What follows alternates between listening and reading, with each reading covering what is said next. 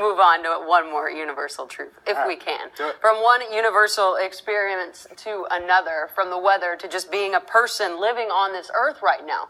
Let's all try and stay on this page right here for just a few more minutes as humans in these United States and this Twin Cities community, and listen to a story that began with an odd pairing that in reality isn't odd at all.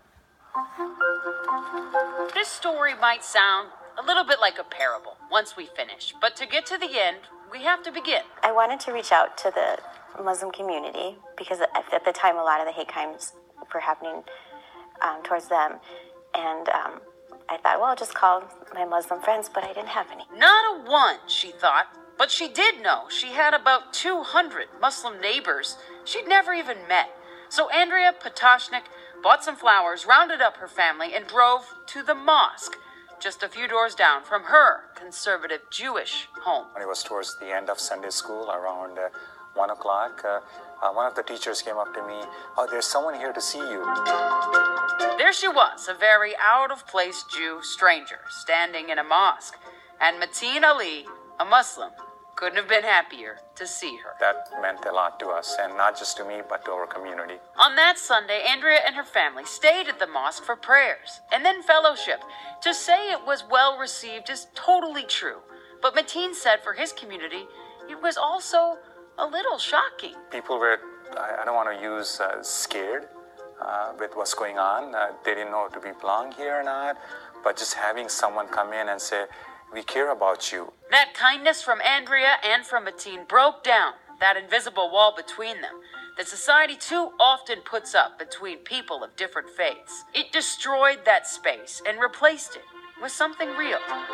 We called it Love Your Neighbor, and the purpose is really to celebrate our similarities while respecting our differences and show our children this world filled with unity and acceptance and model for them the type of place where we want to live. Each of them then walked in each other's shoes. 200 people from their respective mosque and synagogue first went to Adath. The Muslim guests learned about Torah, Jewish customs, about sanctuary. And then they went to mosque. And the Jewish folks learned about Islam, Muslim prayer, and the Quran. From the second we walked in, we felt welcomed. They just welcomed me. We were not hiding anything. No, we said, "Come on." just with open arms. It was, come learn about what we're doing and be friends. It's so simple, yet for some reason, grown-ups often make these kinds of things impossible. Kids, though, look at these pictures. Kids did it from this mosque and this synagogue without question. And that's something called blind faith. Something we could all learn a little bit from. I came across this story on social media, and some people had emailed me about it, and I just thought it was really interesting that she would walk into a mosque with her family because she was frustrated over lack of communication, and that she would be welcome, and then the folks from that mosque would come to her synagogue and respectively learn about other faiths. We don't all have to agree, but to respectively learn about each other, I don't know, they might be onto something.